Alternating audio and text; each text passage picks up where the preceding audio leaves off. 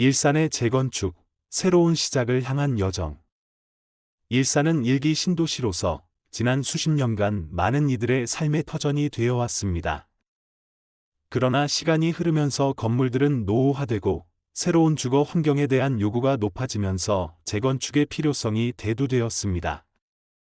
이러한 흐름 속에서 일산의 여러 단지들이 재건축을 추진하고 있으며 그 중에서도 몇몇 단지는 특히 주목받고 있습니다.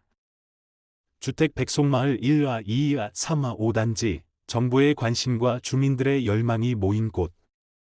백송마을 1화, 2화, 3화, 5단지는 일산 동구 백석동에 위치한 단지들로 1992년부터 1993년 사이에 지어졌습니다. 이 단지들은 정부의 재건축 선도지구로 선정되었으며 윤석열 대통령과 박상우 국토교통부 장관이 직접 방문하여 재건축을 약속한 바 있습니다. 이는 정부의 적극적인 지원 의지를 보여주는 상징적인 사례로 주민들의 기대감도 높습니다. 이 단지들은 평균 용적률이 150%로 향후 재건축을 통해 고밀도 개발이 가능할 것으로 예상됩니다. 또한 백송마을 5단지는 일산 신도시 최초로 준공된 아파트 단지로서 역사적인 의미도 큽니다. 이러한 요소들은 백송마을 단지들이 재건축 추진에 있어 유리한 위치에 있음을 보여줍니다. 도시 후곡마을 3화, 4, 10화, 15단지, 교통과 교육, 그리고 주민들의 열정이 어우러진 곳.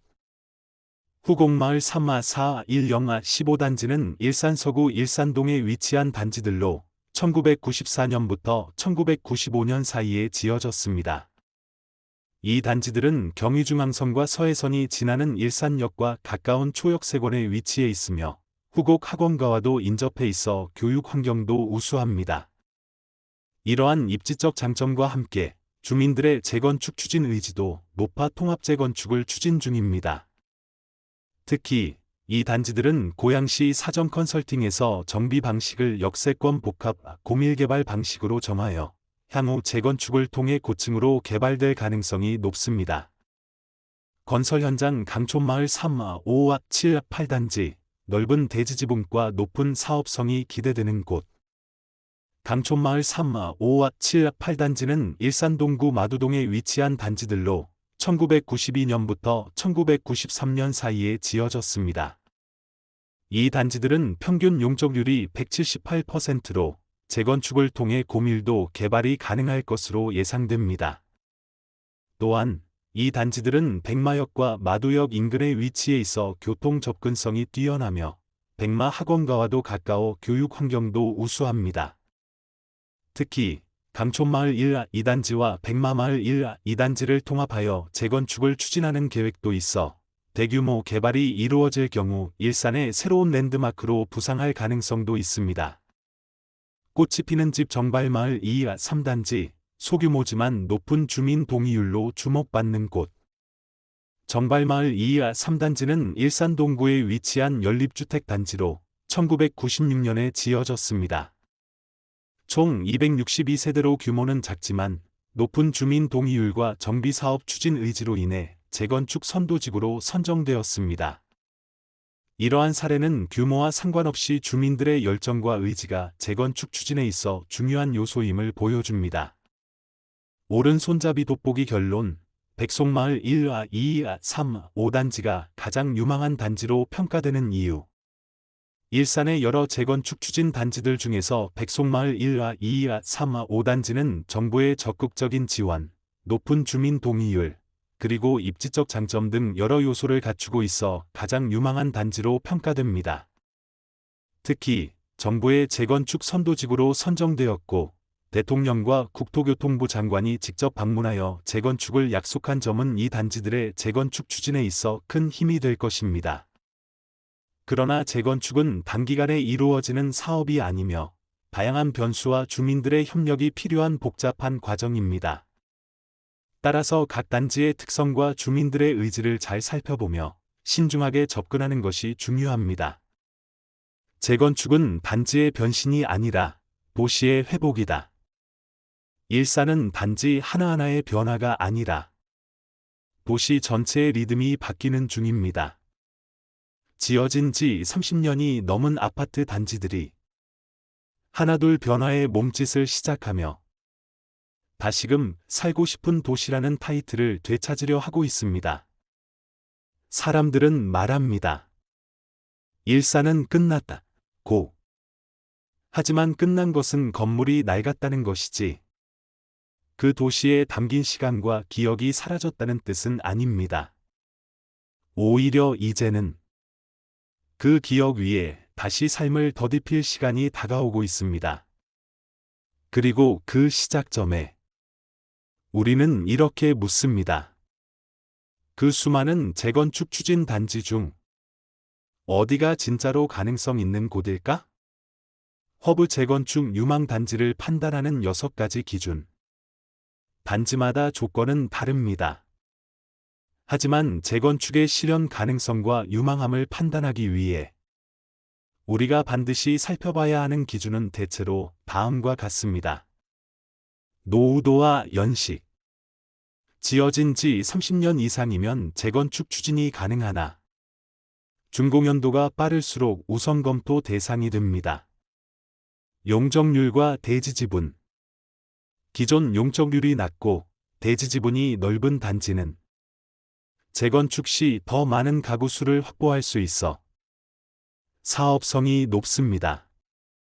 역세권 또는 중심지 접근성. 역과의 거리, 중심 상권과의 거리 등 입지적 조건이 뛰어난 단지는 재건축 이후에도 높은 프리미엄이 붙습니다. 주민 동의율과 의지. 제도적 조건이 아무리 좋아도 주민들의 추진 열의가 없다면 재건축은 사실상 불가능합니다. 지자체 및 정부의 정책적 뒷받침, 특별법, 정비계획 수립, 컨설팅 지원 등 공공 차원의 움직임이 있는 지역은 사업 진행이 상대적으로 빠르고 순조롭습니다. 근처 재건축 또는 신축의 시세 흐름. 기존 시세 대비 재건축 이후 기대 시세가 크게 벌어질수록 추진 동력도 커집니다. 이러한 기준을 종합적으로 고려할 때 일산에서 재건축 가능성과 상징성을 동시에 지닌 지역이 점차 구체적으로 드러나기 시작합니다. 허브 백송마을이 특별한 이유, 다시 한번 깊이 살펴보기. 백송마을 1, 2, 3, 5단지가 왜 가장 유망한 재건축 단지로 꼽히는지를 조금 더 세부적으로 들여다보겠습니다. 중앙정부가 인정한 상징성. 윤석열 대통령과 국토부 장관이 직접 이 단지를 방문했다는 사실은 그 자체로 하나의 정책적 보증입니다. 어느 단지도 쉽게 가질 수 없는 국가 단위의 주목도와 정책 연계 가능성은 이 단지를 가장 빠르게 실현 가능한 모델로 자리 잡게 만들었습니다. 일산의 관문, 백석이라는 입지. 백석은 일산의 실질적 교통과 상권의 입구입니다. 백석역과 인접하고 고양종합터미널과 백화점, 호텔이 몰려 있으며 서울로 빠지는 주요 고속도로도 가깝습니다. 이 입지는 단지의 가치 그 자체입니다. 그 입지에 노후 단지가 신축 브랜드 아파트로 탈바꿈한다면 그 영향력은 단지 내부를 넘어서 일산 전체에 영향을 줄 것입니다. 사업성과 수익성. 이 단지들은 평균 용적률이 낮고 대지지분이 넓은 것으로 알려져 있습니다. 즉, 재건축 후 추가 가구 수 확보가 가능하고 그만큼 사업성도 우수하다는 뜻입니다. 게다가 주민들의 추진 의지도 매우 높아 이미 사전 컨설팅과 정비 방식 결정까지 빠르게 진행되고 있습니다. 허브 후곡마을 단지들, 주민 의지가 만든 변화의 물결.